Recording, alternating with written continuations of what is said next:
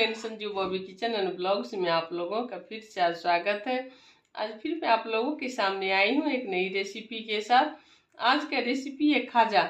खाजा का रेसिपी मैं आप लोगों के साथ शेयर करूंगी। उम्मीद करती हूँ कि पसंद आएगा। पसंद आए तो हमारे चैनल को लाइक शेयर और सब्सक्राइब करना नहीं भूलिएगा फ्रेंड, और कमेंट करके बताइएगा कि आप लोगों को कैसा लगा खाजा का रेसिपी।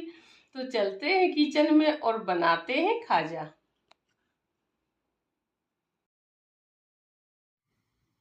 खाजा बनाने के लिए देखिए मैं आधा किलो मैदा ली हूँ। इसमें मोयन वगैरह कुछ भी नहीं डाली हूँ, न सोडा न इनो न नमक, कुछ भी नहीं। सिर्फ आधा किलो मैदा और नॉर्मल पानी में इसको गूंद लिए हैं। जैसे रोटी के लिए आटा गूंदते हैं उस तरह से देखिए गूंद दिए हैं। उसके बाद 1 चम्मच तेल डाल के इसको चिकना करके ढक के रख दिए 15 से 20 मिनट कवर करके। फिर मैं एक खाजा के लिए एक साटा तैयार कर रही हूँ। साटा के लिए मैं आधा कटोरी घी ली हूँ और घी में 5 से 6 चम्मच मैदा, दोनों को घी और आटे मैदे को मैं मिक्स कर रही हूँ। अच्छे से इसको फेंट रही हूँ। देखिए किस तरह से इसको फेंटना है। उसके बाद 20 से 25 मिनट हो गया था। जो आटा में ढक के रखी थी मैदे को गूंद करके, उसका छोटे छोटे मैं लोई कर ली। लोई बराबर की हूँ, न छोटा न बड़ा, जो भी की हूँ सारे एक साइज का की हूँ। देखिए इस तरह से। ये तो चकले बेलन पर, चकले से नहीं बेलना है, चकले पे तो छोटा बनेगा। इसलिए मैं फर्श को अच्छे से साफ़ कर ली। किचन का स्लैब को एकदम अच्छे से 2-3 बार साफ़ करके सुखा ली हूँ। उसके बाद देखिए इस पर बेल रही हूँ। एकदम पतला बेलना है इसको, जितना पतला आप बेल सकते हैं। मैदा को लगा लगा के अलट पलट करके इसको मैं बेल रही हूँ। और चार इस साइज के रोटी को बनाना है। देखिए किस तरह से मैं इसको बेल रही हूँ। जितना पतला आप बेलेंगे उतना अच्छा खाजा का लेयर बनेगा। तो आप अलट पलट के आराम से तसल्ली से इसको बेलिए। और मैं बेल के इसको रख रही थी। देखिए इस तरह से इसको इसी तरह से बेलना है। आप गोल भी बेल सकते हैं, लंबे भी बेल सकते हैं। तो मैं गोल गोल ही बेली हूँ, बड़ा बड़ा सा रोटी के जैसे। इस तरह से जैसे चिपकने लगे तो थोड़ा सा मैदा लगा लीजिए। देखिए चारों मैं रोटी बेल ली। अब उसमें साटा जो मैं तैयार की थी घी और मैदा का घोल, उसको अच्छे से लगा ली। ब्रश हो तो और भी अच्छे से लग जाता है, लेकिन मैं हाथ से ही देखिए आराम से धीरे धीरे लगा दी। एक लगाने के बाद दूसरे को रोटी को रख दी, दूसरे पे लगाना है, फिर तीसरे पे लगाना है, फिर चौथे पे। इस तरह से साटे को लगा देना है चारों रोटी पे अच्छे से। कहीं भी नहीं रहना चाहिए, ऐसे साटा प्रॉपर लगना चाहिए। और रोल कर ली, साइड से निकाल दूंगी कट करके। देखिए दोनों तरफ से निकाल देंगे। उसके बाद इस तरह से कट करेंगे छोटे छोटे टुकड़ों में। लंबे शेप में रख दूंगी मैं प्लेट में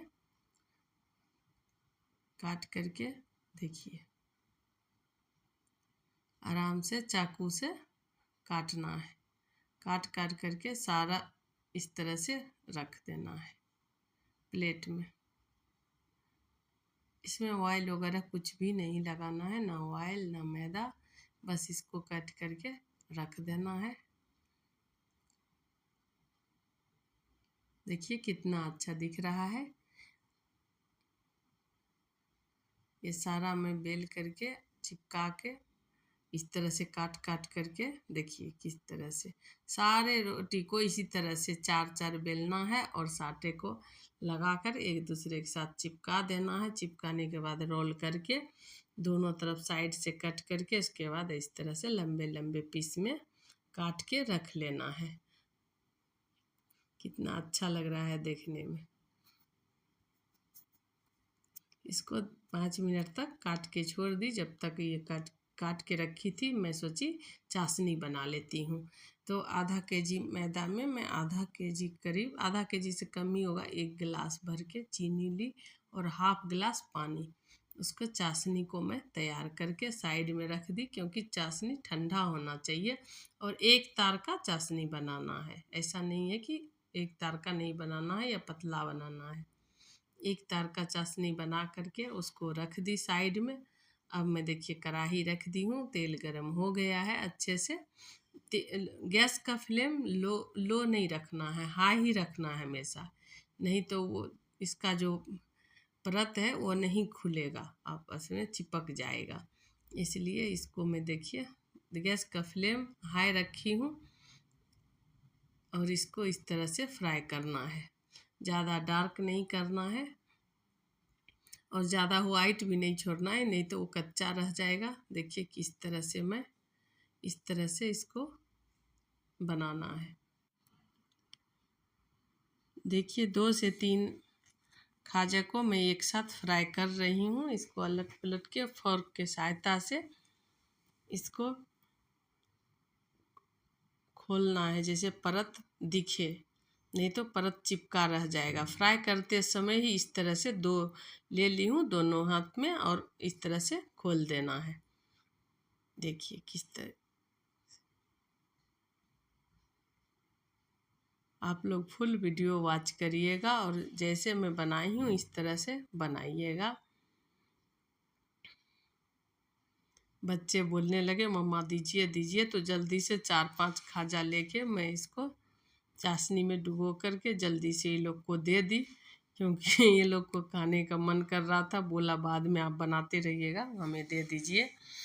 तो 4-5 जल्दी से रेडी करके ये लोग को चाशनी में डुबो के दे दी। फिर मैं आगे फ्राई करने लगी खाजा को, क्योंकि हाफ केजी अगर आप बनाएंगे तो ढेर सारा खाजा बन के तैयार होता है, तो उसको बनाने में टाइम लगता है। देखिए किस तरह से फोर्क के सहायता से हम खाजा को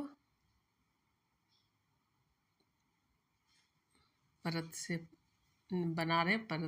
परत हल्का, बहुत ही हल्का बनता है ये।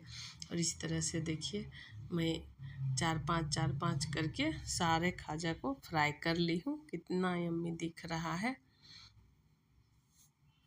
इसमें टाइम तो लगता ही है और आराम से बनाएंगे तो ढेर सारा खाजा हाफ केजी मैदा में ही बन के तैयार हो जाएगा। हल्के हाथों से बेलना भी है ज़्यादा। देखिए किस तरह से मैं बेल रही हूँ, इसमें मैदा या तेल लगा के नहीं, ऐसे ही हल्के हाथों से बेलन से आप बेल लीजिए। देखिए कितना सारा खाजा बन के तैयार हो गया है।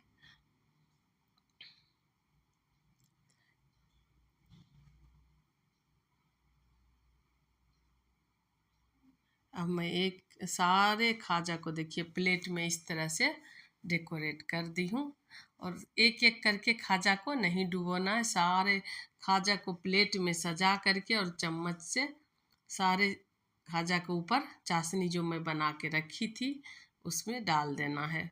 वो खुद ही लग जाता है। यही तो है फ़ायदा घर में बनाने का। आप जितना मीठा पसंद करते हैं, अगर आपको ज़्यादा मीठा खाना है तो एक एक खाजा को चाशनी में डुबोइए।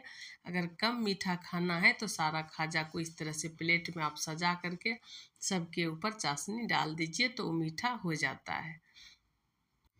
आप लोग फुल वीडियो वॉच करिए और खाजा के रेसिपी देखिए। पसंद आए तो हमारे चैनल को लाइक शेयर और सब्सक्राइब करना नहीं भूलिएगा। फ्रेंड मिलते हैं नेक्स्ट रेसिपी में, तब तक के लिए बाय बाय।